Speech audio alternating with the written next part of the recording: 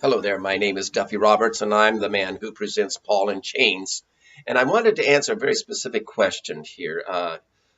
If you're considering inviting me to come to your church, to your Christian organization, to your annual meeting, to your men's breakfast, your women's luncheon, or your youth group, or your summertime retreat, the question you might be asking yourself, well, it sounds like a great idea, but should I ask him to do a Philippians or Ephesians? And so that's what I want to address for you, some of the distinctions between the two. Now, first of all, obviously, they're different texts. So if that has something to do with what you're all about, Paul was speaking at different times to different groups of people for different occasions. And I've often been invited to come as the conclusion to a study on one of the two letters. Just this last summer, I went to North Carolina after the pastor was concluding a series of sermons on the book of Philippians, and then people got to meet Paul as he came out of the dungeon and presented Philippians. And so that was kind of a way to capstone a series of messages that was going on in the church. Now, both letters I take directly from the New International Version. First, let me talk about Philippians. It's a little simpler presentation in terms of how much work is involved to set up and to present it, and it's very flexible in the kind of venue where I can do this. I've done it in the round. I've done it in people's basements. I've done it in church fellowship halls, or I've done it in sanctuaries, a large cathedral-like sanctuary with lots of pews, 500 people in the pews.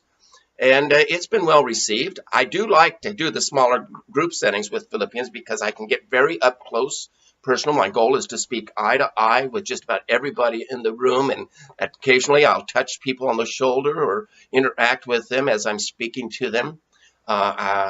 It's very flexible. It's not the full text of Philippians. I want to put that out there. I do abridge the letter just a bit because people may not have an understanding of the third-party individuals who are mentioned in Paul's letter to the Philippians. In other words, they may not know who Epaphroditus is, or Timothy, or Euodia and Syntyche, and these names I felt would just kind of not help people grasp where Paul's heart really is, and what he's really talking to is heart to heart with the Philippians. It's a very passionate, very intimate letter filled with love and longing, as Paul says, for the Philippians. And I want to translate that into a situation where your people feel like Paul is beckoning them to enter into a life with him and his understanding of suffering for Christ. Yeah. So it's very flexible.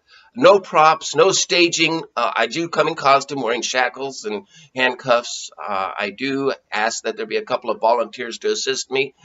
Very simple for them to do that and learn that in the last moments, so to speak. But Philippians is about a half an hour. Ephesians, on the other hand, I do the full letter of Ephesians all the way through. I do need to set the stage. I do presume that in this context, Paul has a few more liberties, and he's living under house arrest.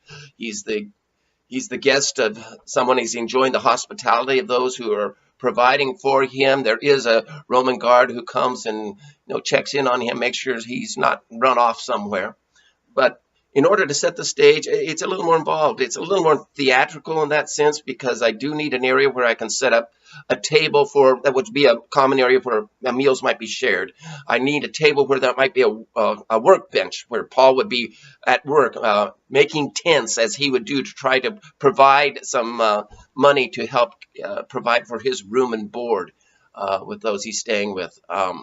I do like to have an ambiance with little candles and lights and so on. And I use props pretty extensively throughout to help convey the day in the life of Paul as he's under house arrest in Rome. And to also help facilitate some of the things in the transition of his thoughts, some of the imagery he uses as he talks, when he talks about the Gentiles living in darkness, darkness of mind, and the need for light in their lives. He uses a lamp. When he talks about taking off the old self and putting on the new Jesus Christ, I have a cloak, a garment that he puts on at that point in time. When he's talking about the unity of the Jews and the Gentiles, he has you'll see there are props that help to illustrate that kind of unity and union in Christ. So it's a little more to set up. It certainly does involve people. I do interact with the people. They don't know that some few of them are going to be actually joining me in the presentation. I do invite and interact with them in the midst of it all. And I've always found people who are willing to go along that. They're put on the spot, so to speak, but it's all in low key and all in love, and people receive it very well. So I hope that helps you decide. One other thing you consider is maybe doing both. I've been invited to do a spiritual weekend retreat where we're doing Ephesians on Friday evening, and followed by discussion and reflection. And then Saturday morning, as the retreat continues, we present Philippians. And it's a great idea. Or even putting them together in one evening. A first act, intermission, a second act. Ephesians, intermission, Philippians. I think it'd be a great thing to do if there's the right time or context for it. So please, invite me, or let's talk a little bit more, answer more of your questions. Give me a call, or contact me through email. I hope you'll invite Paul and Chains to your place sometime. Thank you for listening to me.